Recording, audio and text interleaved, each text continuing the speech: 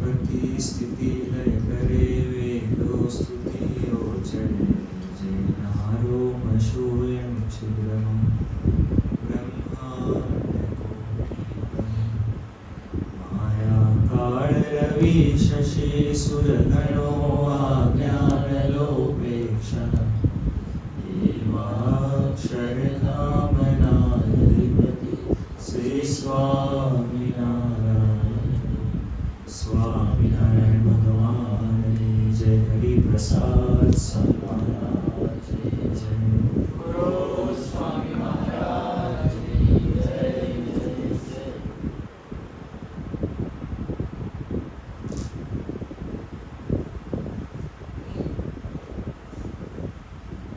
સ્વવિક્રાંતિની અંદર અક્ષર બ્રહ્મનો આપણે આનંદ માણતા હોઈએ.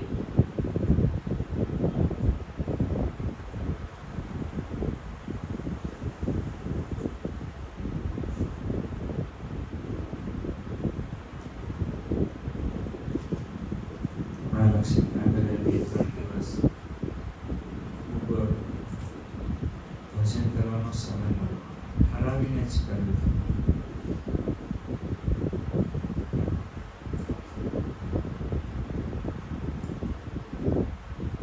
લોકલ ભાષામાં બહુ તો મજા આવે, પણ ખરેખર કહું તો બ્રહ્માનંદ થયો.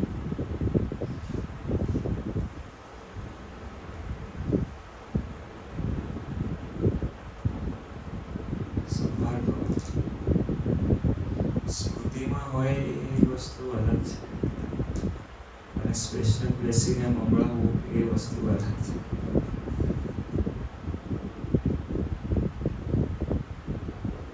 મજા આવે, આનંદથી. અને એ આનંદ કેવો છે, વૈશાખનો ભર બપોરનો તાપ હોય અને પછી જોરદાર વરસાદની હેલી થાય અને એસીમાં કેવું છે, ઓરડો ઠંડો કરે. વર્ષાની હેલી વાતાવરણ જ ઠંડુ કરે. જગ્યાએ આગ લાગી હોય તો એક ડોલ પાણી નાખીએ તો ઠંડુ થાય. પણ વરસાદનો ઉનાળો તો કેવો હોય, એમ બધે જ હોય, ખેતરોમાં હોય અને સિટીમાં પણ એવું હોય.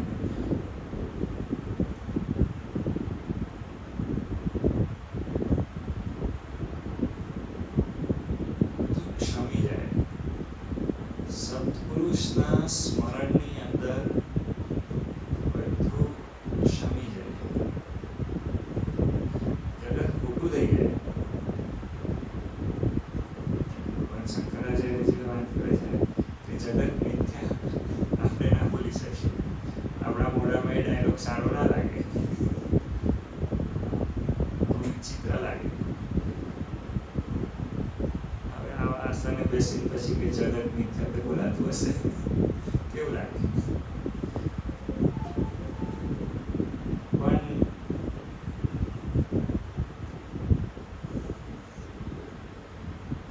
પ્રસન્ન સ્વામી બોલે અખંડ માટે રાખા.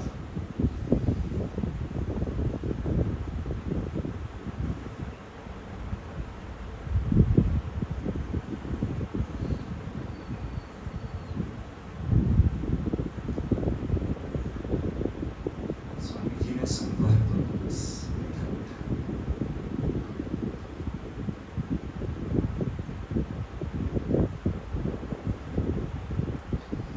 સંભાળવું એવું હતું ને કે મને એવું તો થયું કે 3 દિવસ તો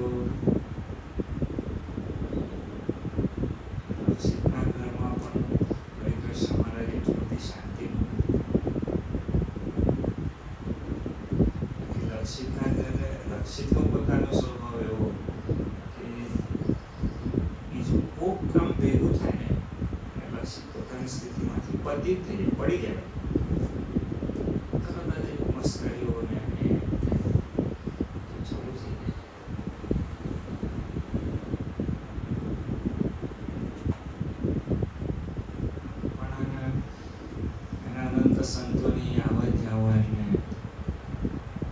સ્વામીજીની એ પ્રત્યક્ષ હાજરી જાણે આનંદ થયો. મને તો એવું જ હતું કે લક્ષિત કે બ્રહ્માનંદની વાત કરશે, પણ આજે એનું કંઈક ધ્યાન ભંગ થઈ ગયું કથા કરતા કરતા. અનુભૂતિ આપણે લઈએ ને તો થાય. મને એક સંતે સ્વામીજી જમતા શીખવાડ્યું.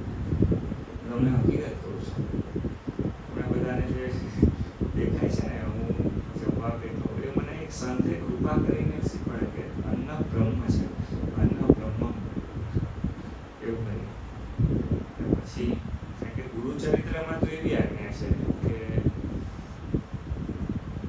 બકરી કેવું પટપટ પટપટ જમી જાય એમ ઝડપથી જમી જવાનું.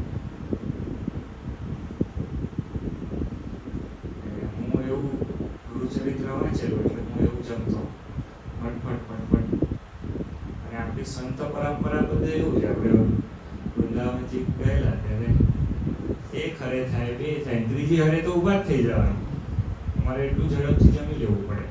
પછી તમે જમવા બેસો એટલે પછી એ બધું નિષ્ઠાતુલ્ય છે. પણ એક દક્ષિણના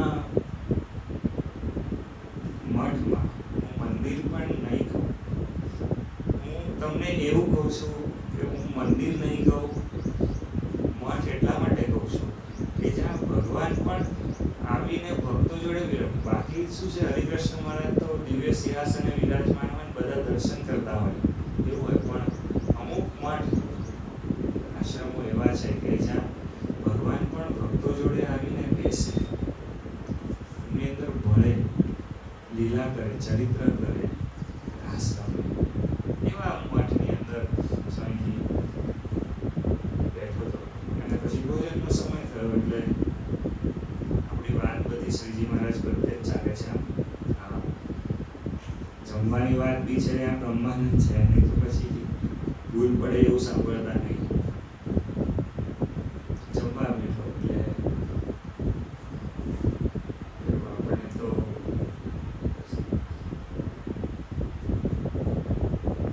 એક દિવસ દર્શન કરતા કે ચા પીતો નહીં, 2-5-10 મિનિટ આમ ધરી રાખી. આજ્ઞા હતી, ગુરુ આજ્ઞા છે એટલે 5-10 મિનિટ કરતા કે પછી હાવ કાળી ટપ થઈ ગઈ એટલે શરબત પીજી ને બધી ઉતારી દીધી. સ્વાદ ના આવે એ સાધના પહેલાથી આપણે આમ ચાલુ હરિજીની કૃપાથી. અમુક વસ્તુ કેવી હોય, તૈયાર હોય. મૂર્તિ બનાવવાની હોય તો પથ્થર જોઈએ, પથ્થર તો તૈયાર રાખવો પડે. પછી પથ્થર પર એટલે સ્વામીજી એમના જોગમાં લેતા પહેલા આપણને આવું બધું તૈયાર કરેલું, પણ મૂર્તિ બનાવવા માટે તો પછી પોતે થોડી અને તમને બહુ વાંચું કહું ને, આખું જગત વેરી થાય ને તો બહુ વાંધો ના આવે, પણ ગુરુ વેરી થાય ને તો બહુ અઘરું. અને એ જ હથોડી છીણી લઈને આમ વેરી થાય ને ત્યારે ત્રાસ થઈ જાય એમ કે હવે જવું ક્યાં બી છે. પણ એ આપણને જે સત્પુરુષ હોય એની આજુબાજુની જે એને આપણને જે શીખવાડી રાખ્યું કે અહીં જે છે ને, અહીં બધું દિવ્ય માનવાનું, અહીં બુદ્ધિ તાળા મારે એવું જે આપણને શીખવાડી રાખ્યું હોય એ આપણને ત્યાં પછી કામ લાગે.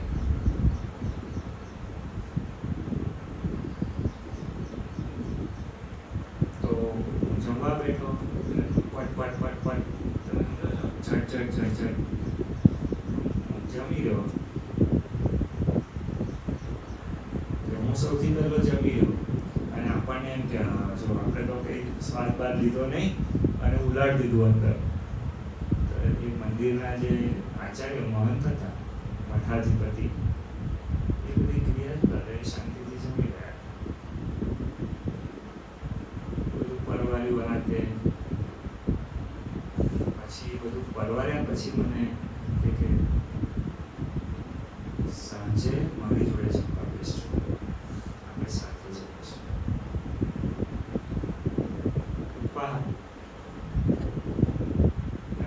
સાંજે જમવાનું થયું તો અંદર રૂમમાં મને લઈ આવ્યો કે ચાલો આપણે અંદર જમવાનું છે. સારું નસીબ ને મહાપુરુષો જોડે એકલા જમવાનું મળે એટલે ઝડપથી કેમ જમો છો? એટલે પછી આપણે તો કશું જ્ઞાનની પણ છે ને એક ઉલટી હોય છે. ધબ ધબ ધબ બધી સમય આમ ગુરુ આજ્ઞા છે કે ગુરુ કોણ છે? ગુરુજીને આજ્ઞા એટલે પછી હલવાનું. તો અહીં જુઠ્ઠું બોલવા જેવું નથી. પછી પતરાવાળા આવ્યા કેળાના પાન પર જ જમતા તમારું પણ લગાવ્યું कि अन्न ब्रह्म परब्रह्म की स्मृति के साथ अन्न में जो स्वाद है उसको ग्रहण करते करते भगवान का जो स्वाद है वो लेना चाहिए. सो बात करें अन्न में जो स्वाद है भगवान का जो स्वाद है उसके साथ लेना चाहिए तो अन्न निर्गुण हो जाता है. फिर बोले उसमें दोष रहता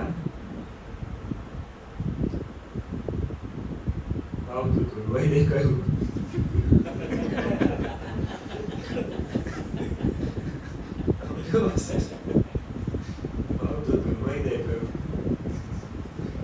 તોય આપણે અમુક વખત કે ના ના ના આપણે આપણી સ્ટાઇલ છે આપણને કપટ કરતા બહુ સારી રીતે આવડે. કાલે એક ઘરે બેઠો તો એક જણ જૂઠું બોલે, પછી બીજો બોલે, પછી ત્રીજો બોલે, તો ત્રીજાને બરોબર બોલતા ના આવડે જૂઠું.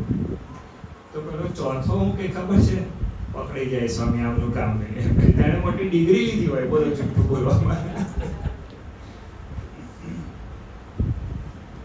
એટલે આપણને કપટ રોડ એ બધું કરતા બહુ આનંદથી આપણને આવડે કે ઘણા લોકોને તો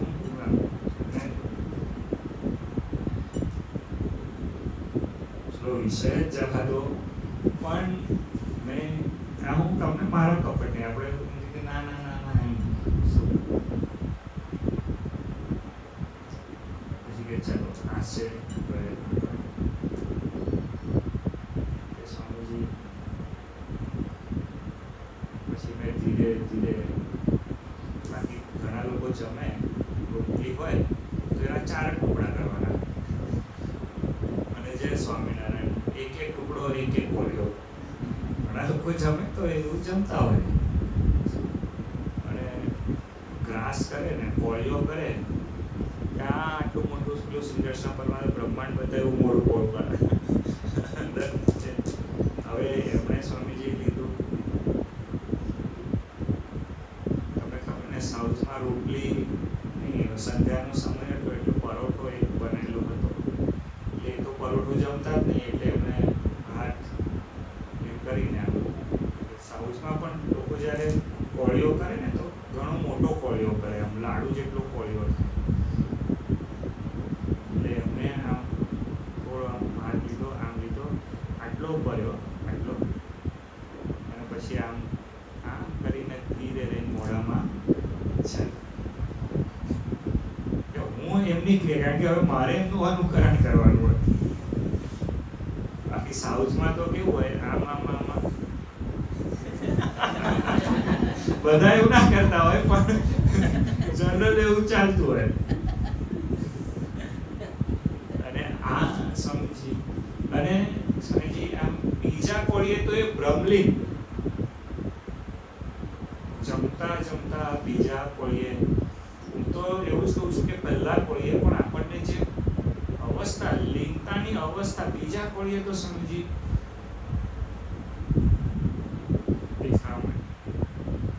હું તો બધું જમી ગયો તોય લીન ના થયો. અને પછી પ્રસંગ પતી ગયો પછી બહુ વખત એમને ત્યાં ફરી જવાનું થયું. 8-9 મહિના જેવું થયું ને ફરી જવાનું થયું. હું તમને એકદમ સત્ય હકીકત કહું છું. હું વાર્તાના સ્વરૂપમાં કહું છું એટલે તમને કદાચ એવું લાગે કે આ પણ એકદમ રિયલ વાત તમને કરી કહું છું.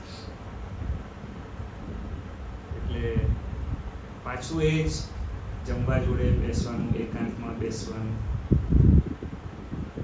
અને આમ પત્તર પીરસાઈ ગયા અને પછી પહેલો પ્રશ્ન હતો, ભગવાન કી સ્મૃતિ કે સાથ भोजन करते हो ना?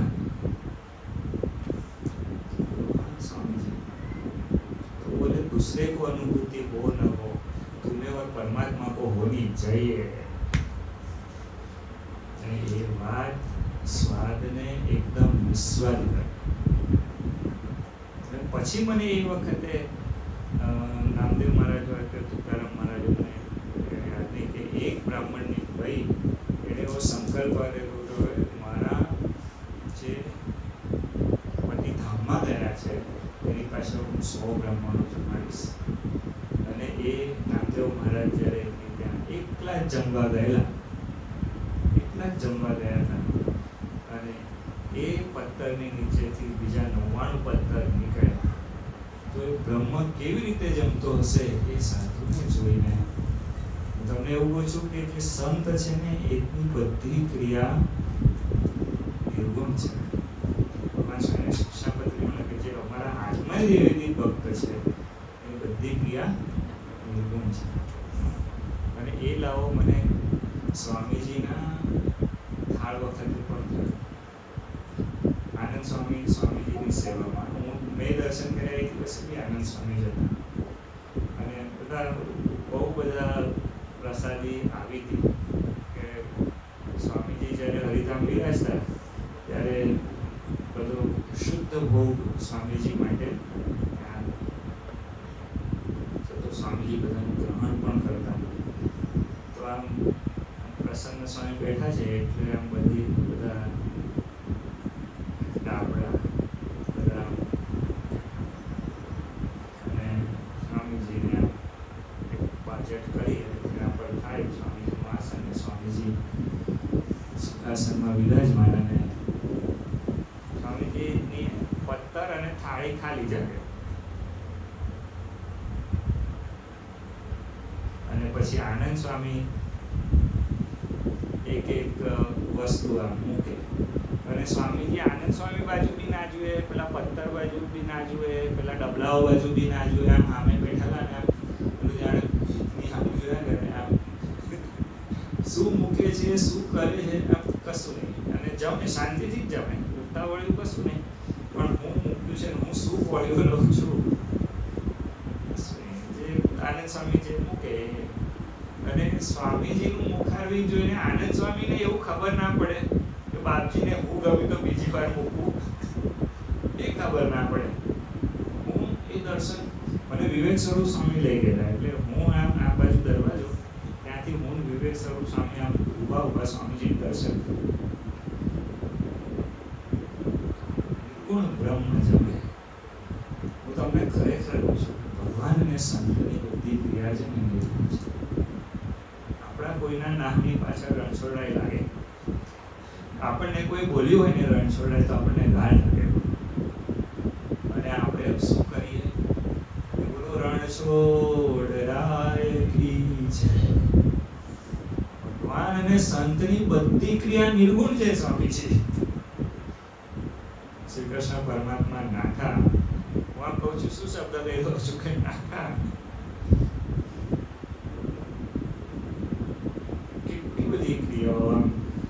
ભીષ્મને સાથળ ઉપર ભીલને ઈશારો કર્યો, સાથળ ઉપર હાથ પછાડીને. એ કેટલી બધી પાંડવો પ્રત્યેની એમનો પ્રેમ હશે, આમ વિચાર કરો. અને આમ તો શું કહ્યું છે કે ભગવાન સમદર્શી છે, કોઈના ગુના બાજુ જોતા નથી. અને આમ જ્યારે ભીમને એમ કહ્યું કે એ ક્રિયાઓનો વિચાર કરીએ ને બધી ક્રિયાઓ અતિ દિવ્ય છે, અતિ દિવ્ય છે. એ સ્મૃતિ આપણને સ્મૃતિ છે ને ખોળતા આવડવી જોઈએ. એક વખત ભગવાન બુદ્ધ બેઠા હતા, પ્રસંગ તમને થોડો પણ માર્મિક છે. બેઠા હતા અને એમના મુખારવિંદ ઉપર એક માખી બેઠી બુદ્ધે આમ કરી અને ઉડાડી. એમના શિષ્ય આનંદ એ ક્રિયા જોઈ રહ્યા, એટલે જો આટલું નોંધવું ને, આ પહેલો ફેસ છે, આ ફેસ બી નોંધવો ને એ જોઈએ, નહીં તો આપણને આ ક્રિયા બી લૌકિક જ લાગે કે અતિમાં એવું હશે. હું એવું નોંધીએ જ નહીં કદાચ.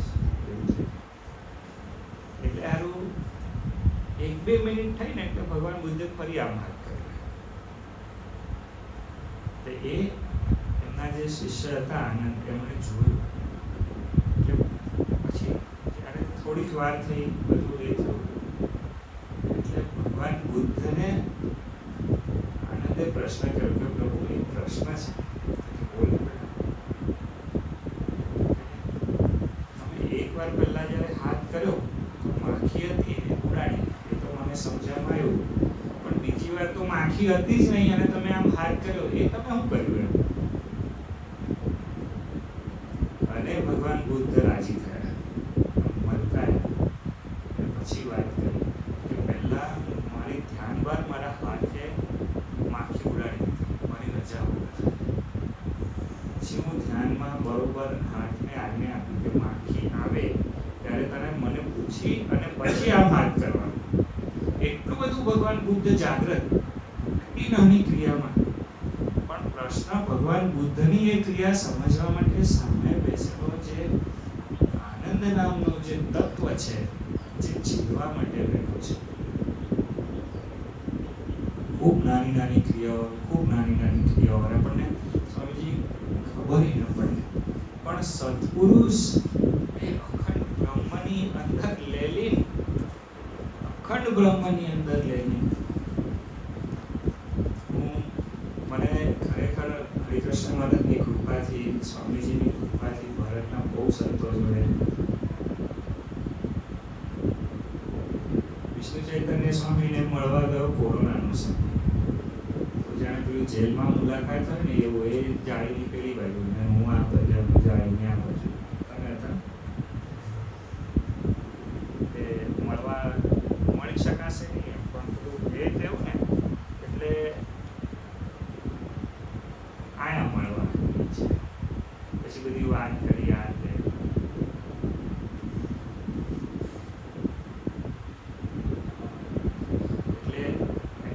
ઇલાયચીની એક પ્રસાદી એ એમને આમ ઊંચો હાથ કરી સળિયા ગ્રીલ હતી ને એમાંથી આમ હાથ કરી અને મને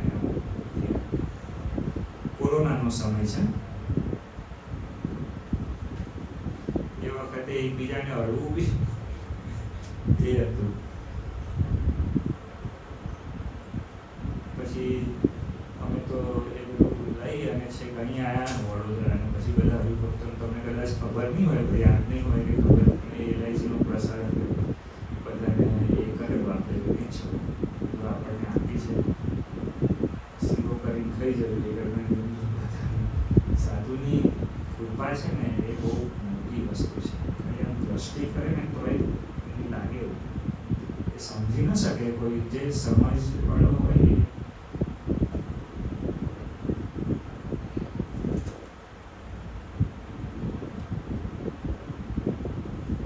મોજ કરતા શીખવું બસ. ખ્યાલ આવે છે?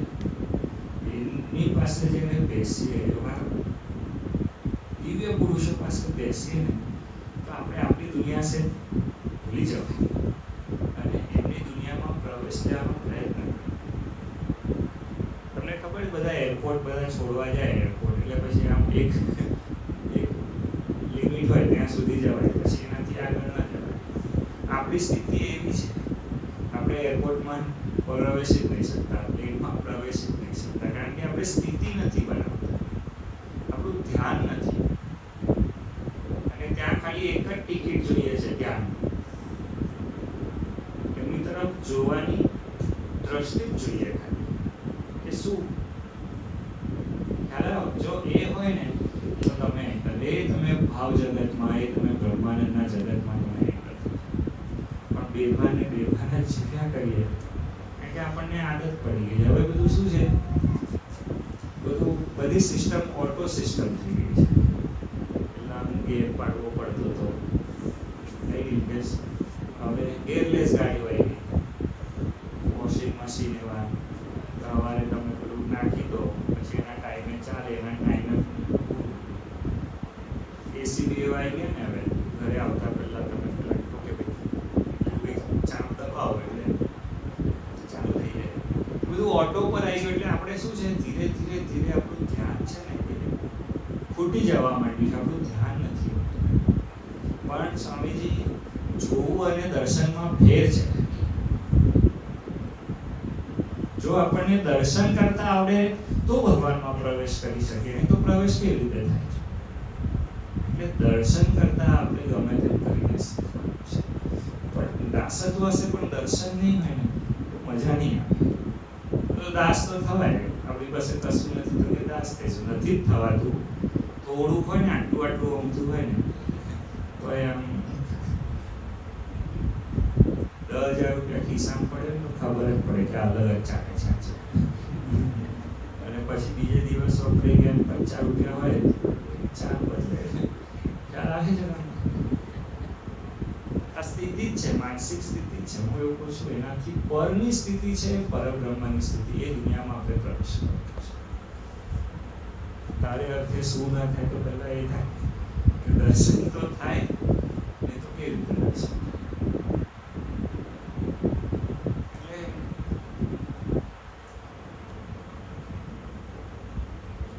મજા માટે વાત કરી રહ્યો છું. ઘણા લોકો ઘણી બધી વાતો એ કરતા હોય, મજા નહીં આવતી. મજા નહીં આવતી. મજા દ્રષ્ટિ નથી. દ્રષ્ટિ આવશે તો મજા આવશે. તો આપણે એ પ્રયત્ન કૃષ્ણ મહારાજને એ પ્રાર્થના કરજો. મહારાજ આપણે બધા બી જોઈએ છે કે જો પેલો કેમેરો લઈને જોઈએ છે, ફરક છે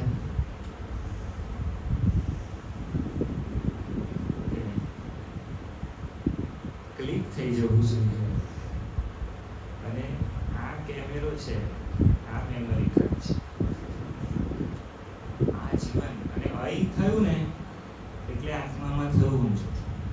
એટલે નહીં જોવાનું નહીં જોવાનું, જોવાનું હોય જોવાનું જ ગમે તેમ કરી જોવાનું. આપણે મંદિરે જવાનું હોય, પહોંચવાના હોય અને એવું ખબર હોય કે 7 વાગે આરતી થવાની છે અને 7 માં 5 બાકી હોય, દરવાજે ગયા હોય તો દોડીને જઈએ કે નહીં કે આરતી મળી છે. અને એ વિચાર છે તો હું એટલે ઠાકોરજી આરતીમાં છે પછી નહીં હોતા હોય જ છે ને, ત્યાં બિરાજમાન છે. વચ્ચેના ગામ જોઈએ આવે છે હવે ત્યાં ઉભા જ હોય છે. આપણને જો મહિમા આવે ને તો પછી એ જે દ્રષ્ટિ છે એની દર્શન પ્રયત્ન આપણે એના માટે કરવાનો છે કે હે મહારાજ, અમારી જે દ્રષ્ટિ છે તમે ઉપાય કરીને વિવેક આપો, સમજણ આપો, તમારા માટે મહત્વ આપો. આખું જગત છે બ્રહ્મરૂપ આપ જે કહો છો, હરિ અનંતા હરિ કથા અનંતા, એ જે આપ વાત કરો છો એ વાત અમારા હૈયામાં સમજણ પડે, ઉતરે અને અમે એનો આનંદ માણી શકીએ એવી આપ કૃપા કરજો. એવી પ્રાર્થના છે. સહજાનંદ સ્વામી મહારાજની જય. હરિપ્રસાદ સ્વામી મહારાજની